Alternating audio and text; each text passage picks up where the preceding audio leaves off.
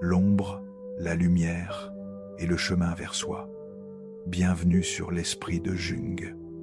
Ici, nous explorons les profondeurs de l'âme pour donner un sens à votre histoire.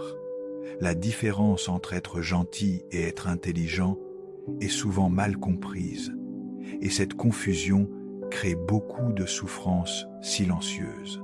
Pendant longtemps, on nous apprend que pour être une bonne personne, il faut dire oui, éviter le conflit, ne pas déranger, s'adapter en permanence aux attentes des autres. Cela ressemble à de la gentillesse, mais en réalité, c'est souvent une forme d'effacement. Quand une personne agit ainsi, elle croit protéger la relation alors qu'elle est surtout en train de se perdre elle-même. Ce que j'ai observé, c'est que beaucoup de personnes qui se sentent épuisées, bloquées ou frustrées ne manquent ni de valeur ni de bienveillance. Elles manquent de clarté intérieure et de discernement émotionnel. Être intelligent dans ce contexte ne signifie pas être froid, calculateur ou indifférent. Il s'agit d'une intelligence plus profonde, celle qui permet de comprendre ce qui se passe en soi avant de répondre au monde. Une personne émotionnellement intelligente sait reconnaître ses limites, ses besoins et ses signaux internes. Elle comprend que dire oui à tout revient souvent à se dire non à soi-même. Cette prise de conscience est rarement confortable, car elle oblige à regarder de près les mécanismes automatiques qui gouvernent le comportement relationnel. Dans une conversation intime, on me dit souvent cette phrase « Je fais toujours passer les autres avant moi, et pourtant je me sens vide ». Ce vide n'apparaît pas par hasard. Il se construit lentement, chaque fois qu'une émotion est étouffée, chaque fois qu'un besoin est ignoré, chaque fois qu'un malaise est rationalisé au nom de la paix apparente, quelque chose se creuse. Respirez un instant. Sentez-vous ce vide dont je parle? L'intelligence consiste à comprendre que la paix extérieure obtenue au prix d'une guerre intérieure n'est jamais durable. Le corps finit toujours par envoyer des signaux sous forme de fatigue chronique, d'irritabilité, de perte de sens ou d'anxiété diffuse. Ce qui est frappant, c'est que la gentillesse excessive est souvent confondue avec la maturité émotionnelle, alors qu'elle en est parfois l'opposé. Une personne mature émotionnellement n'a pas besoin d'être constamment aimée ou approuvée pour se sentir en sécurité. Elle accepte que certaines limites déplaisent, que certaines décisions créent de l'inconfort et que toute relation saine inclut une part de désaccord. Cette capacité à tolérer l'inconfort est au cœur de l'intelligence psychologique. Sans elle, on reste prisonnier d'un rôle, celui de la personne agréable, disponible, compréhensive, mais intérieurement épuisée. Avec le temps, j'ai compris que beaucoup de souffrances relationnelles ne viennent pas d'un manque d'amour, mais d'un manque de position intérieure. Lorsqu'une personne ne sait pas clairement ce qu'elle accepte et ce qu'elle refuse, elle devient perméable à toutes les attentes. Elle confond adaptation et soumission, compréhension et renoncement. Être intelligent, c'est savoir se positionner sans agressivité, affirmer sans écraser, refuser sans se justifier excessivement. C'est une posture intérieure qui s'apprend et qui transforme profondément la manière d'être au monde. Ce travail commence toujours par une question simple mais exigeante. Qu'est-ce que je ressens vraiment dans cette situation? Tant que cette question n'est pas posée, les réponses viennent de l'habitude, de la peur ou du conditionnement social. Lorsqu'elle est posée honnêtement, quelque chose change. La personne cesse de réagir automatiquement et commence à répondre consciemment. C'est là que la gentillesse cesse d'être un réflexe et devient un choix. Et c'est précisément à cet endroit que l'intelligence émotionnelle commence à se développer. L'un des obstacles majeurs à cette intelligence intérieure est le fonctionnement automatique de l'esprit.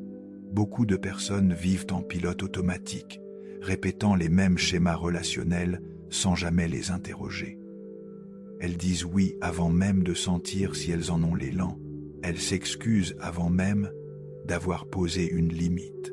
Elles se sentent coupables dès qu'elles pensent à elles-mêmes. Ce n'est pas un choix conscient, c'est un conditionnement profond. Le cerveau apprend très tôt que l'acceptation des autres est une condition de sécurité et il s'accroche à cette stratégie même lorsqu'elle devient nocive. Ce qui se joue ici n'est pas une question de volonté, mais de fonctionnement neuropsychologique. Lorsque le cerveau perçoit un risque de rejet ou de conflit, il active des circuits anciens liés à la survie. Dans cet état, la priorité n'est pas la cohérence intérieure, mais la protection du lien. Le problème, c'est que ce mode de fonctionnement, s'il devient chronique, empêche toute évolution. La personne ne choisit plus en fonction de ce qui est juste pour elle, mais en fonction de ce qui est rassurant à court terme. C'est ainsi que l'on reste dans des situations qui ne nourrissent plus, parfois pendant des années. Il y avait une enseignante, 47 ans. Chaque lundi matin, elle arrivait dans sa salle des professeurs avec le même sourire, le même « ça va » aux collègues. Mais, à l'intérieur, quelque chose pesait, une lourdeur dans la poitrine qu'elle ne savait plus nommer. Elle avait appris très tôt à ne pas déranger, à être celle qui écoute, qui aide, qui comprend, toujours disponible. Pendant des années, elle avait accepté des tâches supplémentaires, des réunions interminables, des demandes de dernière minute. Elle ne disait jamais non, pas parce qu'elle voulait vraiment aider, mais parce qu'elle avait peur. Peur de décevoir, peur d'être vue comme égoïste, peur de perdre l'estime des autres. Chaque « oui » creusait un peu plus ce vide intérieur. Un soir, après une énième réunion qui aurait pu être un courriel, elle s'est effondrée sur le canapé. Son mari lui a demandé si tout allait bien. Elle a dit oui, encore, mais son corps a dit autre chose. Une tension dans les mâchoires, une fatigue si profonde qu'elle ne pouvait plus bouger. Le lendemain, pour la première fois en 15 ans, elle a refusé une demande. Une collègue voulait qu'elle remplace son cours. Elle a dit non.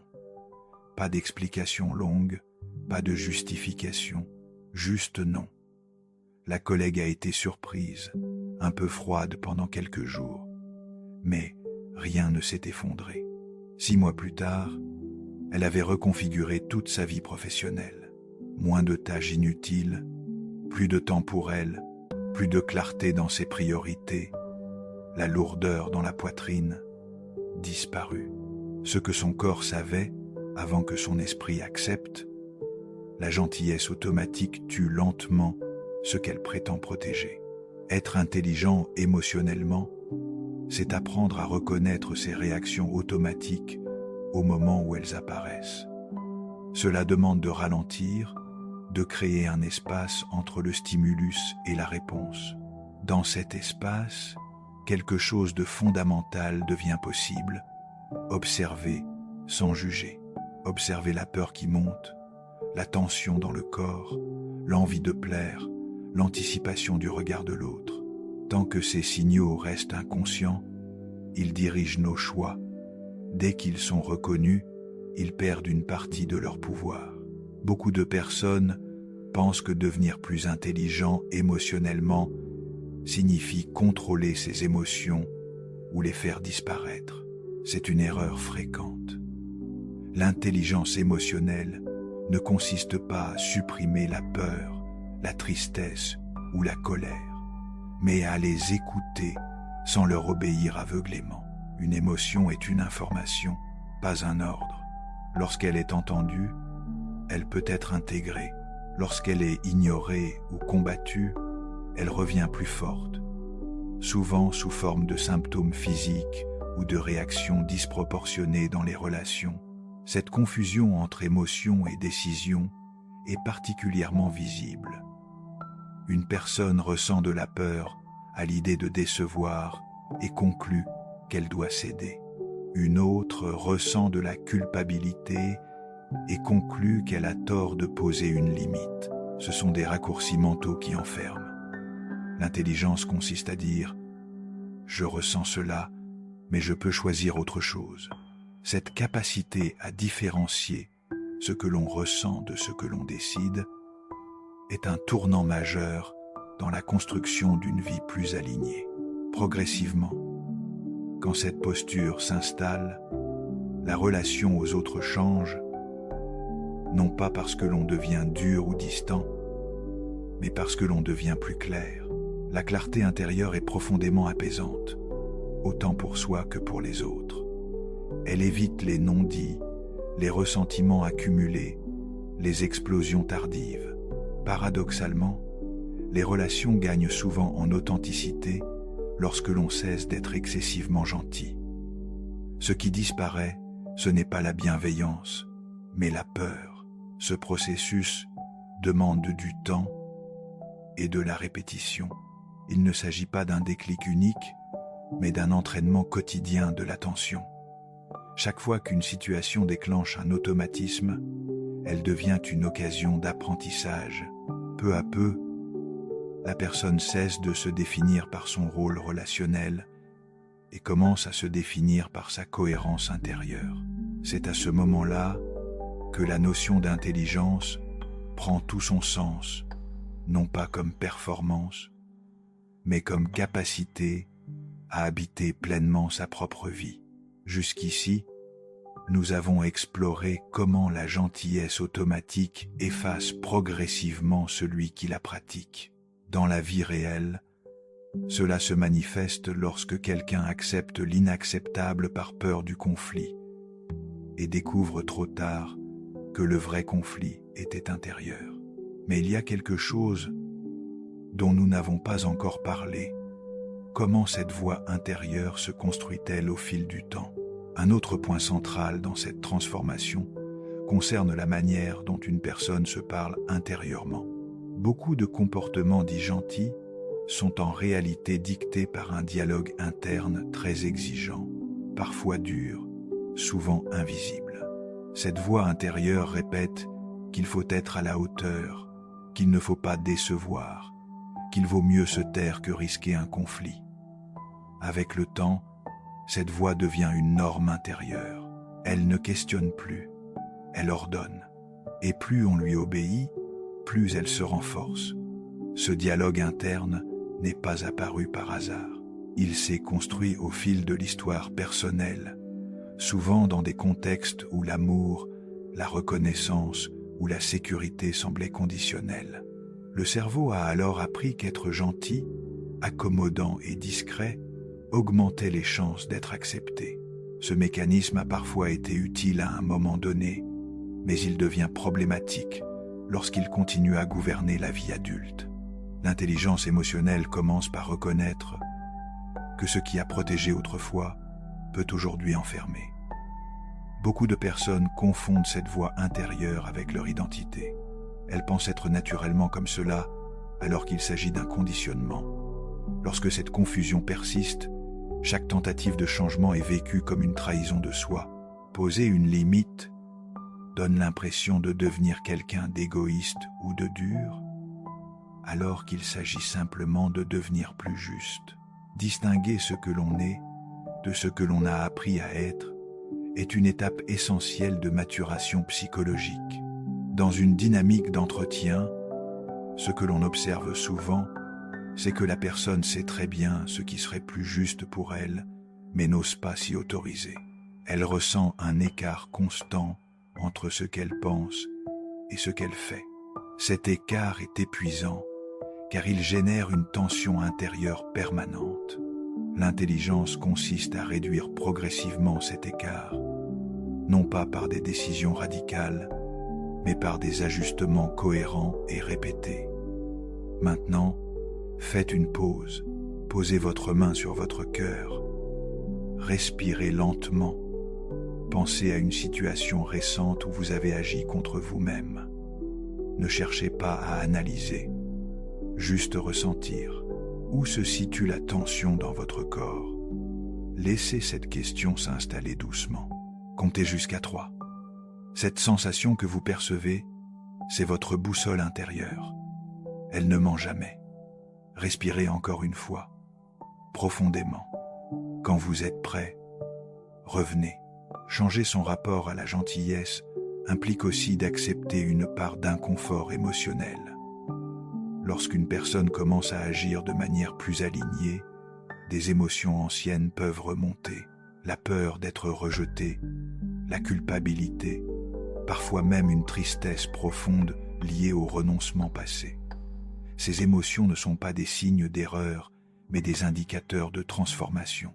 Le cerveau apprend une nouvelle manière de fonctionner et toute réorganisation interne provoque une phase d'instabilité. Ce qui permet de traverser cette phase, c'est une attitude de curiosité plutôt que de jugement.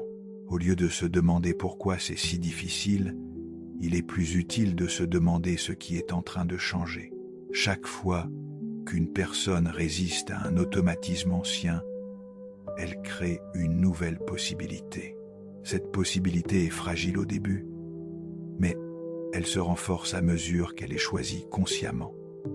C'est ainsi que se construit une intelligence émotionnelle solide, ancrée dans l'expérience vécue. Avec le temps, la relation à soi devient plus stable. La personne n'a plus besoin de se surveiller constamment pour rester acceptable.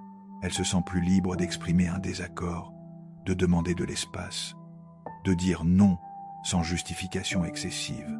Cette liberté intérieure n'est pas bruyante, elle est calme.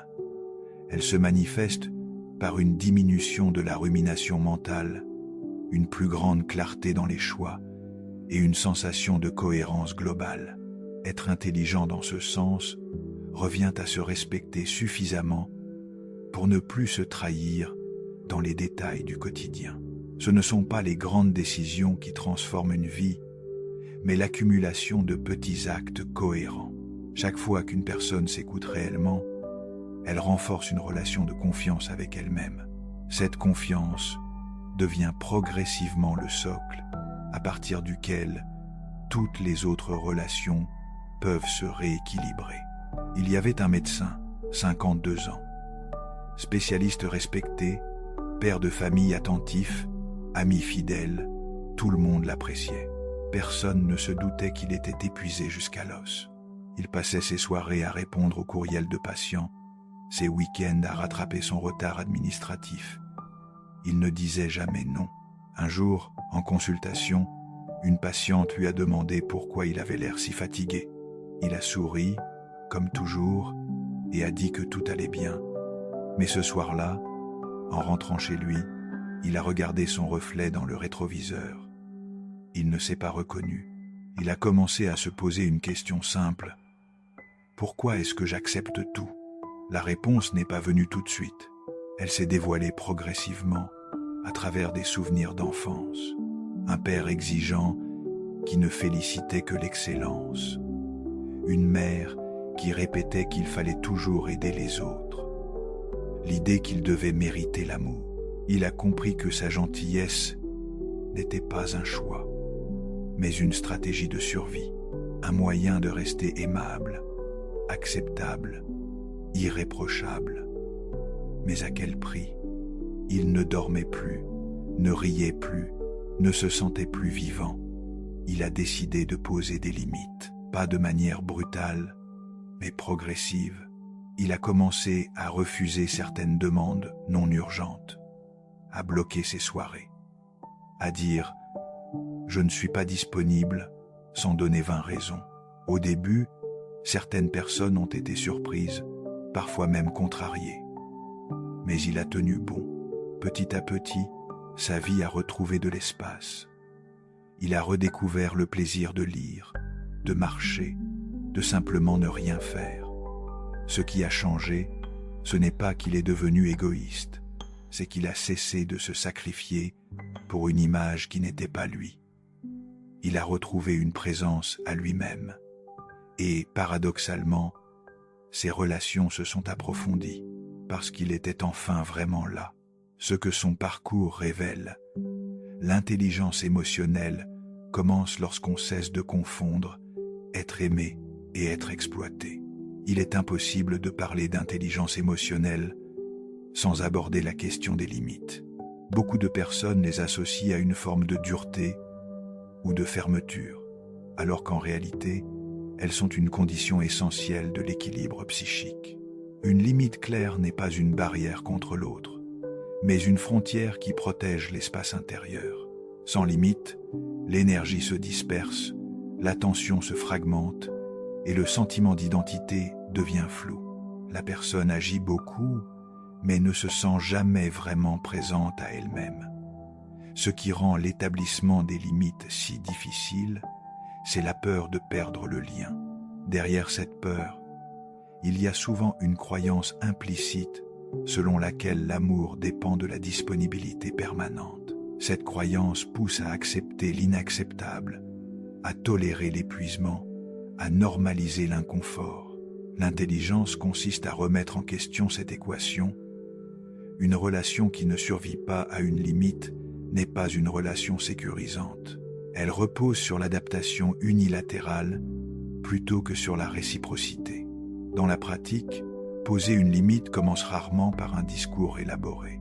Cela commence par une sensation, une tension dans le corps, une fatigue soudaine, une irritation qui revient toujours dans les mêmes contextes. Ces signaux sont précieux. Ils indiquent qu'une frontière a été franchie, même si elle n'a jamais été formulée clairement. Apprendre à écouter ces signaux est une compétence fondamentale. Sans cette écoute, la personne se coupe progressivement de sa boussole interne. Beaucoup attendent d'être à bout pour poser des limites, ce qui conduit souvent à des réactions brusques ou disproportionnées. L'intelligence émotionnelle invite à agir plus tôt, lorsque le signal est encore subtil. Dire non à ce stade ne nécessite ni justification excessive, ni conflit.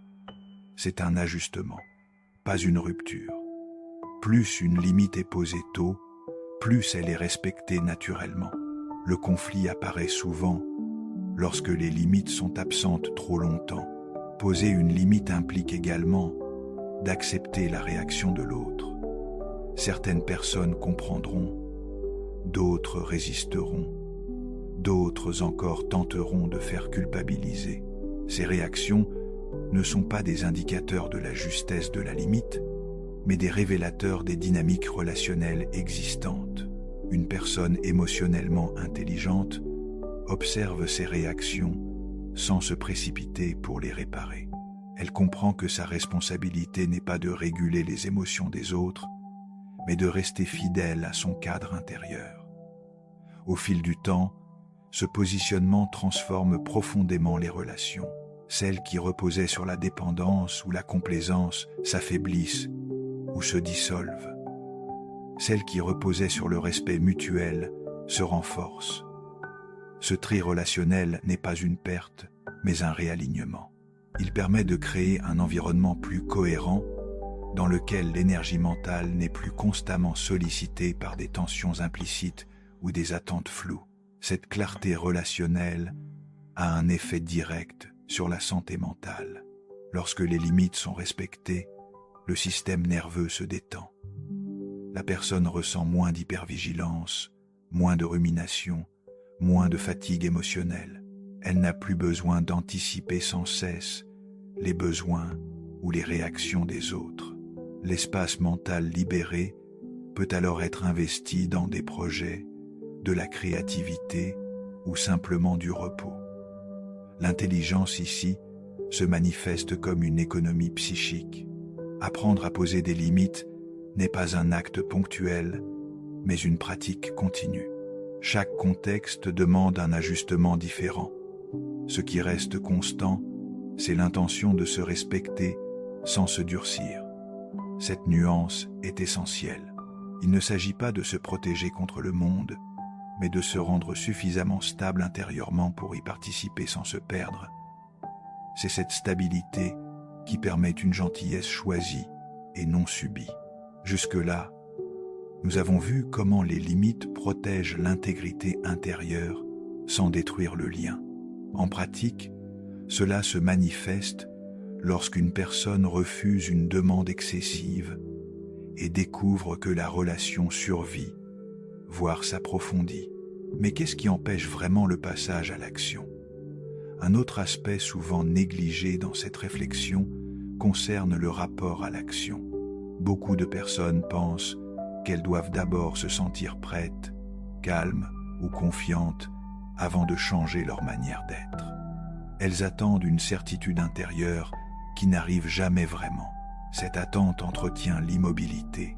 L'intelligence émotionnelle ne naît pas d'une clarté parfaite, mais d'un mouvement imparfait. Elle se construit dans l'expérience à travers des décisions simples prises malgré l'inconfort. Ce qui freine le passage à l'action, ce n'est pas le manque de compréhension, mais la peur des conséquences relationnelles. Dire non, exprimer un besoin ou changer de posture peut provoquer des réactions imprévisibles. Le cerveau, programmé pour éviter le danger social, amplifie ces risques.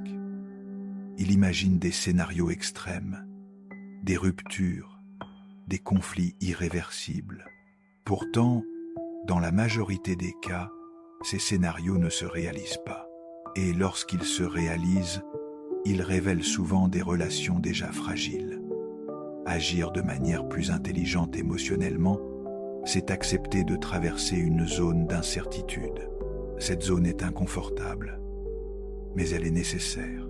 Tant que la personne reste dans des comportements connus, même s'ils sont douloureux, elle conserve une illusion de contrôle. Changer implique de renoncer à cette illusion. Paradoxalement, c'est ce renoncement qui ouvre la voie à un véritable sentiment de maîtrise intérieure. La maîtrise ne vient pas de l'absence de peur, mais de la capacité à agir avec la peur présente. Dans ce processus, les petites actions ont un impact majeur. Il ne s'agit pas de transformer toutes ces relations du jour au lendemain, mais de modifier progressivement certains automatismes. Répondre plus tard, au lieu de répondre immédiatement, prendre le temps de ressentir avant d'accepter, formuler une préférence là où l'on se taisait. Ces ajustements peuvent sembler insignifiants, mais ils rééduquent le système nerveux. Ils montrent au cerveau qu'il est possible de rester en sécurité tout en étant plus aligné. L'un des changements les plus profonds concerne le rapport au temps. Une personne excessivement gentille vit souvent dans l'urgence des demandes extérieures. Elle réagit, elle s'adapte, elle répond. Une personne plus intelligente émotionnellement ralentit, elle s'autorise un délai. Ce délai crée un espace de choix. Il permet de sortir de la réaction automatique et d'entrer dans une réponse consciente. Cette simple modification du rythme transforme la qualité de la présence et la perception de soi. Au fil des expériences, un phénomène intéressant apparaît. La personne commence à ressentir une forme de solidité intérieure. Elle se rend compte qu'elle peut décevoir sans être rejetée, qu'elle peut dire non sans perdre sa valeur, qu'elle peut être en désaccord sans rompre le lien. Ces expériences correctrices sont essentielles. Elles viennent contredire les croyances anciennes inscrites dans la mémoire émotionnelle. Chaque expérience renforce un peu plus la confiance en soi. Il est important de comprendre que cette confiance ne repose pas sur une image de force ou de performance. Elle repose sur la cohérence. Lorsque les actes et les ressentis commencent à s'aligner, l'énergie mentale cesse de se disperser. La personne se sent moins divisée intérieurement. Cette unité intérieure réduit la fatigue psychique et augmente la clarté. C'est souvent à ce moment-là que l'on observe une amélioration globale du bien-être sans qu'un événement extérieur majeur ne soit survenu. Être intelligent dans cette perspective signifie accepter de devenir responsable de son positionnement. Cela implique de renoncer au rôle de victime des circonstances ou des attentes des autres. Cette responsabilité peut faire peur, car elle enlève certaines excuses, mais elle est profondément libératrice. Elle redonne à la personne un sentiment d'agentivité, de capacité d'influence sur sa propre vie. Et ce sentiment est un facteur clé de santé psychologique. Il y avait une comptable, 44 ans, mère de 2 enfants, mariée depuis 10 à 8 ans. De l'extérieur, tout semblait fonctionner. Mais à l'intérieur, elle se sentait invisible. Son mari ne la consultait jamais pour les grandes décisions. Ses enfants la traitaient comme un service à la clientèle. Ses collègues lui déléguaient les tâches ingrates sans même demander. Elle ne disait rien. Elle pensait que c'était son rôle, que c'était normal, jusqu'au jour où, en pleine réunion, un collègue a pris le crédit d'une idée qu'elle avait proposée la semaine précédente. Elle a senti une chaleur monter dans sa poitrine. Pas de la colère, quelque chose de plus profond, une fatigue immense, une lassitude qui venait de loin. Ce soir-là, elle a écrit dans un journal « Je n'existe pas vraiment pour les autres, parce que je n'existe pas vraiment pour moi-même ». Cette phrase l'a bouleversée. Elle a compris qu'elle avait passé des années à se rendre petite pour ne déranger personne. Elle a commencé par de petits changements. Elle a dit à son mari qu'elle voulait être consultée pour les projets familiaux. Il a été surpris, mais il a accepté. Elle a refusé une tâche administrative au bureau et a proposé à un collègue de la partager. Il a grogné, mais il l'a fait. Ce qui l'a le plus étonné, ce n'est pas que les autres aient changé, c'est qu'elle a changé. Elle se tenait autrement. Elle parlait différemment. Elle occupait enfin sa place. 6 mois plus tard, elle a reçu une promotion, pas parce qu'elle était devenue agressive, mais parce qu'elle avait cessé de se rendre transparente. Les gens la voyaient enfin, parce qu'elle se voyait elle-même, ce que son histoire enseigne. On ne peut pas exiger du monde qu'il nous respecte si nous ne nous respectons pas d'abord nous-mêmes. Un dernier élément essentiel dans ce cheminement concerne la manière dont une personne gère son énergie mentale et émotionnelle au quotidien. Beaucoup cherchent à devenir plus intelligents dans leurs relations sans jamais regarder leur état de fatigue, de surcharge ou de dispersion. Or, un esprit épuisé ne peut pas être lucide.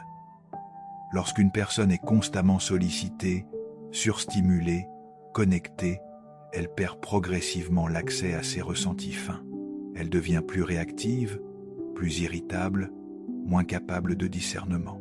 Dans cet état, la gentillesse automatique revient comme un réflexe, parce qu'elle demande moins d'efforts que la présence consciente. Apprendre à être intelligent implique donc aussi d'apprendre à se réguler. Cela passe par des moments de retrait, de silence, de récupération. Il ne s'agit pas de se couper du monde, mais de créer des espaces où le système nerveux peut se rééquilibrer. Sans ces espaces, toute tentative de changement devient fragile. La personne comprend intellectuellement ce qu'elle devrait faire, mais n'a pas les ressources internes pour le mettre en œuvre. La régulation précède toujours la transformation durable. Ce lien entre fatigue et gentillesse excessive est souvent sous-estimé. Une personne reposée ose plus facilement dire non, exprimer un désaccord ou affirmer un besoin. Une personne épuisée cherche avant tout à éviter le conflit et à simplifier les interactions. Elle choisit la paix immédiate plutôt que la cohérence à long terme. Ce n'est pas un défaut moral, c'est un mécanisme physiologique. Reconnaître cela permet d'aborder le changement avec plus de réalisme et moins de jugement. Arrêtez-vous un instant, fermez les yeux si vous le pouvez. Placez vos mains sur vos cuisses, respirez lentement, comptez jusqu'à 3 en inspirant, comptez jusqu'à 3 en expirant. Demandez-vous, comment est mon énergie en ce moment? Ne cherchez pas à changer quoi que ce soit. Observez simplement. Tension, lourdeur, légèreté. Laissez cette question s'installer. 3 respirations profondes. Cet état que vous ressentez influence chaque décision que vous prenez aujourd'hui. Quand vous êtes prêt, ouvrez les yeux. La qualité du repos joue ici un rôle central. Dormir suffisamment, ralentir en fin de journée, réduire l'exposition constante aux sollicitations numériques sont des actes profondément intelligents. Ils ne sont pas accessoires, ils sont structurants. Un esprit reposé retrouve sa capacité à observer, à nuancer, à choisir. Il peut alors faire la différence entre une demande légitime et une intrusion, entre une adaptation saine et un renoncement de soi. Cette clarté ne vient pas de la réflexion seule, mais de l'état interne. Avec le temps, lorsque cette hygiène mentale s'installe, la personne remarque un changement subtil mais profond. Elle se sent moins envahie. Ses pensées sont plus ordonnées. Ses émotions circulent sans s'accumuler. Dans cet état, la gentillesse n'est plus vécue comme une obligation, mais comme une expression naturelle de la sécurité intérieure. Elle peut être présente sans coûter trop cher, parce qu'elle n'est plus en concurrence avec le respect de soi. Ce processus transforme également la relation au conflit.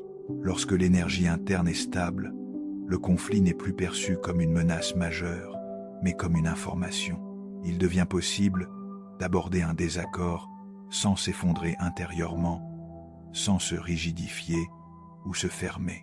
Cette capacité à rester présent dans la tension est l'un des marqueurs les plus fiables de l'intelligence émotionnelle. Elle permet de préserver le lien sans se sacrifier. Nous avons exploré jusqu'à présent comment l'épuisement affaiblit le discernement émotionnel. Concrètement, cela se manifeste lorsque quelqu'un accepte une demande parce qu'il est trop fatigué pour refuser et réalise ensuite qu'il a trahi ses propres limites. Mais il reste une dimension essentielle à comprendre. Comment cette transformation intérieure modifie-t-elle notre identité même? Au terme de ce chemin, quelque chose d'essentiel se met en place. La personne cesse de se définir par son rôle relationnel ou par le regard des autres. Elle se définit par sa capacité à rester fidèle à elle-même dans la relation. Cette fidélité n'est ni rigide ni défensive. Elle est souple, consciente et vivante. Elle permet d'être gentille quand cela a du sens et ferme quand cela est nécessaire. C'est cet équilibre qui donne au titre toute sa profondeur. Arrêter d'être gentil pour commencer à être intelligent ne signifie pas renoncer à la bienveillance. Cela signifie lui donner un cadre, une direction, une cohérence. C'est comprendre que la véritable gentillesse commence toujours par le respect de soi. Lorsque ce respect est là, les relations deviennent plus simples, plus vraies et moins coûteuses. Et c'est souvent à ce moment-là que l'on réalise que l'intelligence émotionnelle n'est pas un effort permanent, mais une manière plus juste d'habiter sa propre vie. Au fil de ce parcours, une évidence s'impose progressivement. Ce qui enferme le plus n'est pas le manque de gentillesse, mais le manque de conscience. Une personne peut être profondément bienveillante et pourtant vivre dans une tension permanente, simplement parce qu'elle agit contre elle-même. L'intelligence émotionnelle ne vient pas remplacer la gentillesse. Elle vient la réordonner. Elle lui redonne une place juste, au service de la vie intérieure plutôt qu'au détriment de celle-ci. Lorsqu'une personne commence à fonctionner de manière plus consciente, elle remarque que ses choix deviennent plus simples. Non pas parce que la vie devient facile, mais parce que les conflits intérieurs diminuent. Elle ne passe plus autant de temps à hésiter, à se justifier mentalement, à ruminer après coup. Elle accepte qu'un choix puisse être inconfortable sans être mauvais. Cette capacité à tolérer l'ambivalence est une marque de maturité psychique. Elle permet de sortir de la logique du tout où rien s'y fréquente dans les relations. Avec cette maturité vient un changement profond dans la relation au regard des autres. L'approbation cesse d'être une condition de sécurité. Elle devient agréable mais non indispensable. La personne ne cherche plus à être perçue comme gentille, mais comme juste. Juste avec elle-même, juste avec les autres, juste avec la réalité de ce qu'elle peut offrir à un moment donné. Cette justesse intérieure crée une forme de tranquillité qui ne dépend pas des circonstances extérieures. Ce chemin n'est pas linéaire. Il comporte des retours en arrière, des moments de doute, des situations où les anciens automatismes reprennent le dessus. Ces moments ne sont pas des échecs, mais des rappels. Ils montrent à quel point les anciens schémas sont ancrés et combien la transformation demande de la patience. L'intelligence émotionnelle n'est pas un état que l'on atteint une fois pour toutes, mais une posture que l'on cultive jour après jour. Ce qui change durablement, c'est la relation que l'on entretient avec soi-même. Au lieu de se forcer à correspondre à une image idéale, la personne apprend à s'écouter avec honnêteté. Elle développe une forme de loyauté intérieure. Cette loyauté devient un repère stable, même lorsque l'environnement est instable. Elle permet de traverser les périodes de transition sans se perdre, de faire des choix difficiles sans se renier. Arrêter d'être gentil de manière automatique ouvre la voie à une présence plus authentique. Les relations deviennent moins chargées d'attentes implicites, moins marquées par le ressentiment. Les échanges gagnent en clarté. Ce qui est dit est plus proche de ce qui est ressenti. Ce qui est refusé est assumé sans agressivité. Cette simplicité relationnelle est souvent perçue par l'entourage comme une forme de solidité tranquille. Au fond, devenir intelligent émotionnellement, c'est accepter de vivre à partir de l'intérieur plutôt que de se définir uniquement par l'extérieur. C'est reconnaître que le respect de soi n'est pas un luxe, mais une nécessité psychique. Lorsque cette reconnaissance s'installe, quelque chose se détend profondément. La vie ne devient pas parfaite, mais elle devient plus habitable. Et c'est souvent dans cette habitabilité retrouvée que l'on découvre une bienveillance plus vraie, plus stable et paradoxalement plus généreuse, parce qu'elle ne se fait plus au prix de soi. Ce que Jung appelait l'individuation n'est pas une quête de perfection, mais un processus d'intégration. Intégrer ses ombres, ses limites, ses besoins, cesser de jouer un rôle pour commencer à habiter pleinement sa propre existence. La gentillesse automatique est une ombre portée, une défense contre l'angoisse d'être rejeté. L'intelligence émotionnelle, elle, est une lumière consciente, une capacité à rester présent à soi-même tout en restant ouvert à l'autre. Cette présence consciente transforme tout. Elle change la qualité du silence, la profondeur de l'écoute, la sincérité du oui et du non. Elle fait de chaque relation une occasion de se rencontrer vraiment, plutôt que de se fuir à travers l'autre. Et peut être que la vraie question n'est pas « comment arrêter d'être gentil ?», mais « comment commencer à être vrai ?» Vrai avec soi-même d'abord, vrai avec les autres ensuite. Cette vérité n'est pas brutale, elle est juste, elle ne blesse pas, elle est claire. Dans cet espace de vérité, la gentillesse retrouve son sens originel, une bonté qui naît de la plénitude, non du manque, une générosité qui vient de la force intérieure, non de la peur du vide, une bienveillance qui inclut celui qui la donne, et pas seulement celui qui la reçoit. C'est cette bienveillance-là qui transforme le monde, parce qu'elle ne s'épuise pas, parce qu'elle ne crée pas de ressentiment, parce qu'elle vient d'un lieu profond où l'amour de soi et l'amour de l'autre ne sont plus en opposition, mais en dialogue. Et c'est peu être cela, finalement, l'intelligence véritable. Savoir que se respecter et respecter l'autre ne sont pas deux chemins différents, mais un seul et même chemin, parcouru avec conscience. Portez votre lumière dans vos zones d'ombre. Merci d'avoir exploré l'esprit avec nous. À bientôt sur l'esprit de Jung. Si ce voyage au cœur de l'esprit résonne en vous, abonnez-vous pour poursuivre cette exploration ensemble.